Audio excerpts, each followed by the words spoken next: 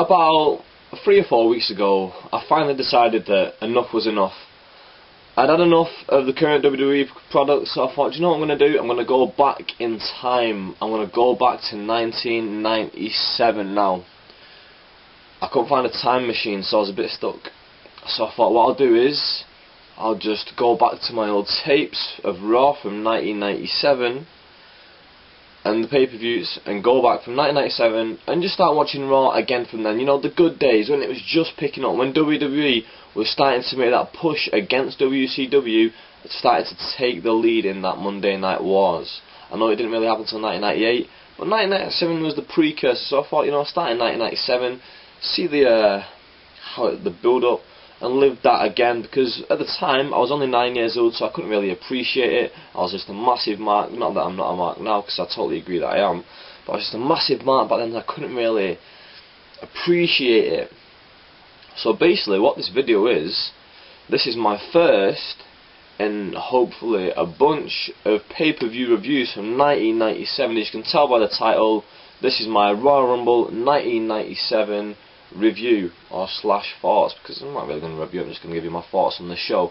Right, it started off with Triple H defending his Intercontinental Championship against Goldust. Now, he just brought in his bodyguard Curtis Hughes, which was Mr. Hughes. He was in the WWF back in 1992, 1993. He wasn't a great wrestler, he had a good look.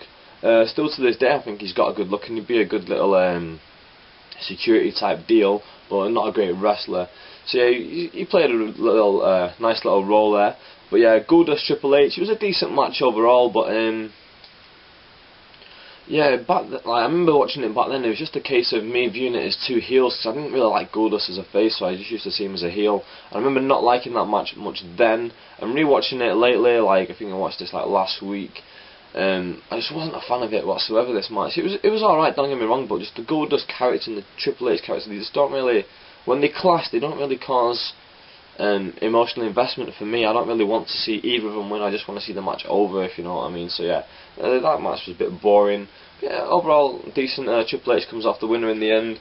Then we go to Farouk versus Ahmed Johnson. Now this was a really hot feud back in the day.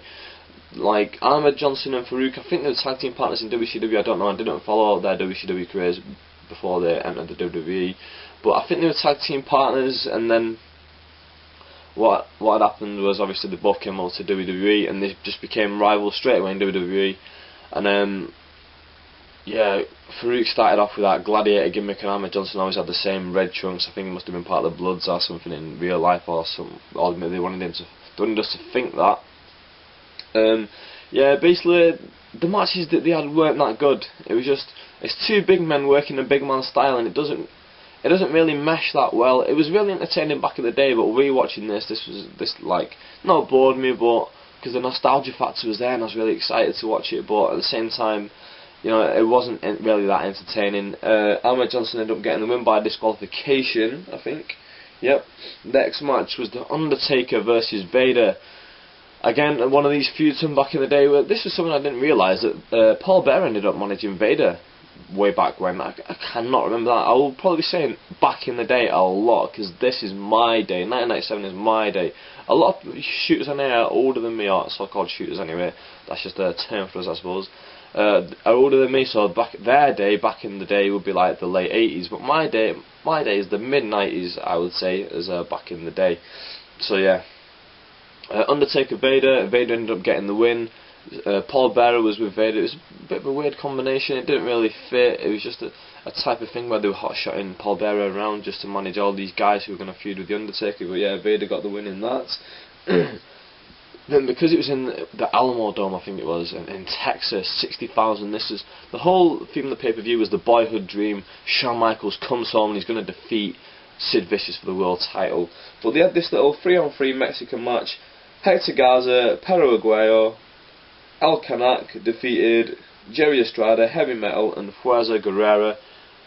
I have absolutely nothing to say about this match. It was slightly entertaining, but it reminded me a lot of the Barely Legal match that in ECW on their first ever pay-per-view, Barely Legal, where they had a 6-man Michinoku pro match of 3 wrestlers from Michinoku in Japan.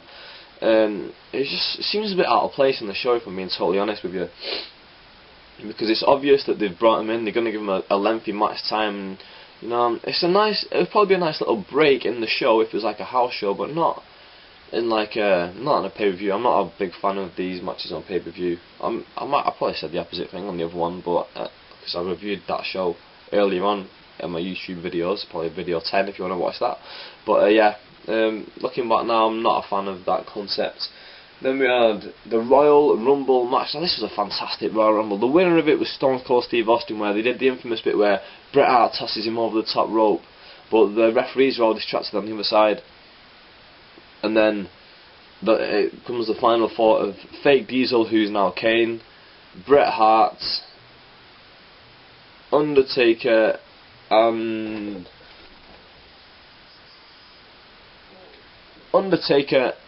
Vader. Sorry, I was getting a phone call then. Just turn it off. Don't want to talk to him. Anyway, yeah,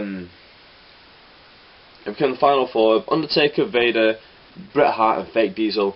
Bret Hart then throws Fake Diesel out, while on the other side, Austin sneaks back in the ring, throws Undertaker and Vader out. Then when Bret Hart's just looking at Fake Diesel on the outside, Austin comes over, tosses him out, and then Austin's the winner. Bret Hart goes apeshit, so then they go on to do the Fatal 4-Way at the next pay-per-view, but that's not for now. But yeah, this was a really good Royal Rumble match. I remember back in the day I didn't really like it, but yeah, you could tell they were going to push The Rock, because he was like one of the last guys in, like one of the last 5 or something. Well, no, maybe not 5, because Austin was with them.